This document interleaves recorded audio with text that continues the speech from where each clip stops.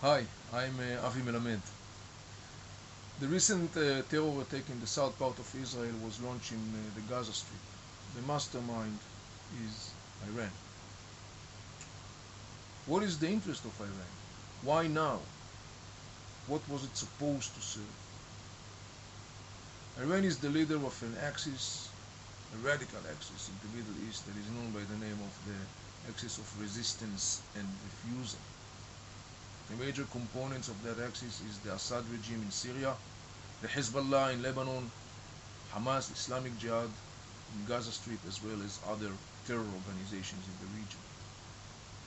For the last decades, the Iranians have put an enormous fund and resource in building that structure.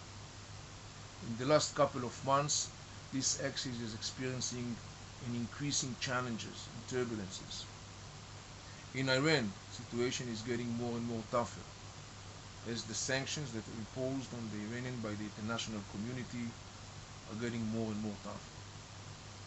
In Syria, the Assad regime is trying brutally to oppress the uprising of the Syrian people.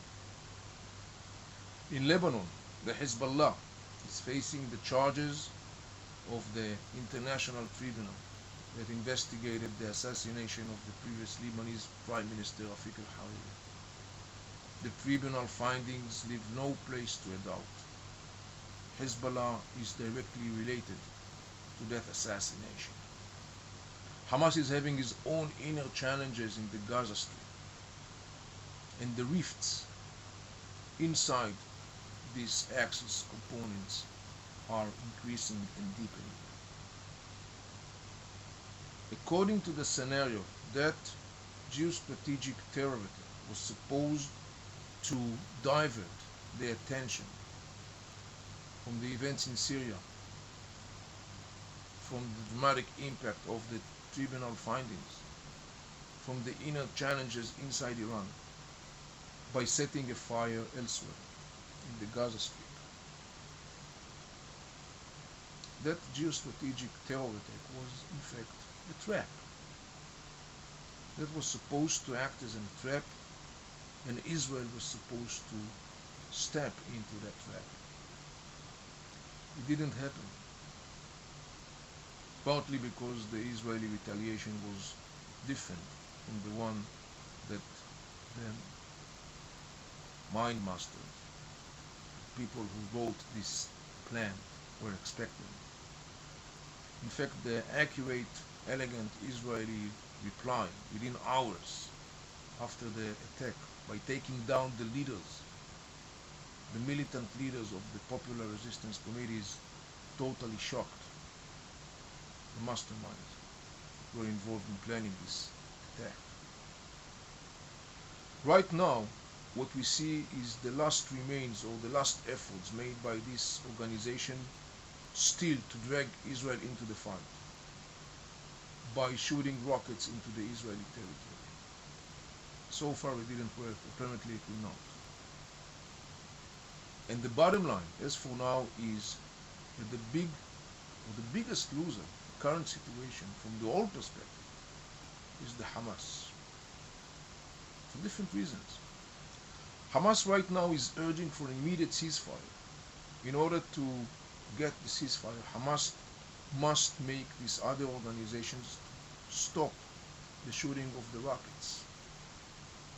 If we fail to do that diplomatically, we may have to exercise power.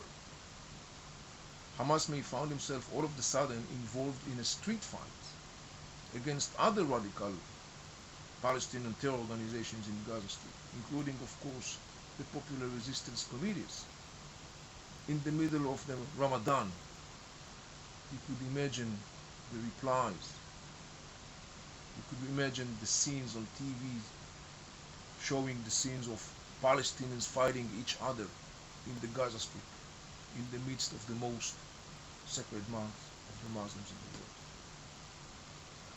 world. Hamas may be able to convince people that he had no clue about this upcoming terror attack.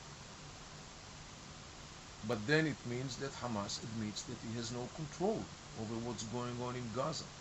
There are other opponents to Hamas in Gaza They are waiting to identify the signs of weakness, and they will act like predators.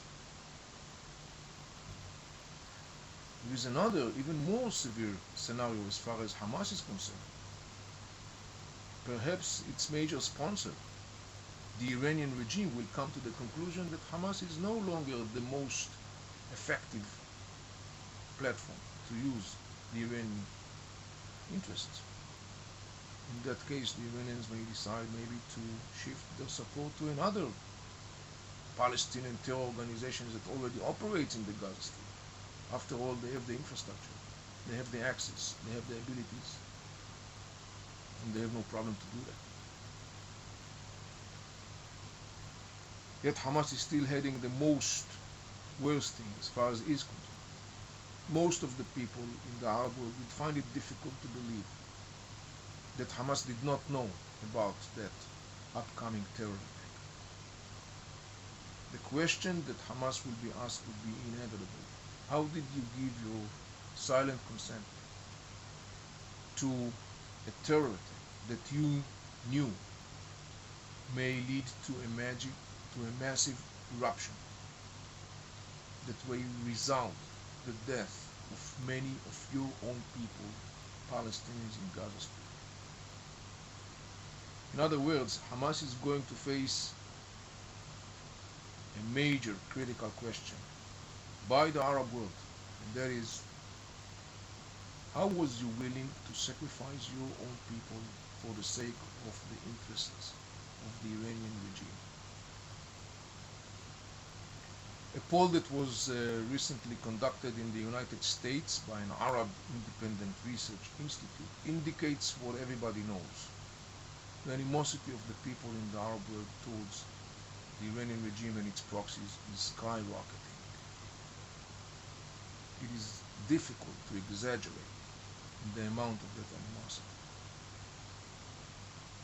Undoubtedly, Hamas is finding himself in a much more stressed position right now.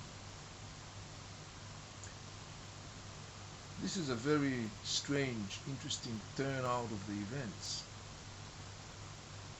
What was supposed to be a terror attack that will divert the attention from the inner challenges and atrocities that are conducted by the radical axis under the leadership of Iran, by setting a fire in the Gaza Strip, and by that to alleviate the pressure from that axis, in fact, turn out totally to the opposite. Ironically enough, strangely enough, as an outcome of this event, what happens basically on the ground right now is that the challenges of that radical axis are deepening, and one of its major components, Hamas, finding itself in a much more even stressful situation than it was the day before last Thursday. I am Avi Melamed. Thank you for watching.